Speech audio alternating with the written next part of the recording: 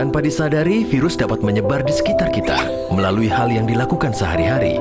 Virus tersebut dapat menular secara berantai, mulai dari satu orang ke orang yang lain, lalu ke orang lainnya lagi, hingga dapat menular ke banyak orang. Kita dapat mencegah penyebaran virus. Tutup hidung dan mulut ketika batuk atau bersin. Buang tisu bekas pakai ke tempat sampah tertutup. Cuci tangan pakai sabun sesering mungkin. Semakin banyak yang mencegah, semakin banyak yang terlindungi.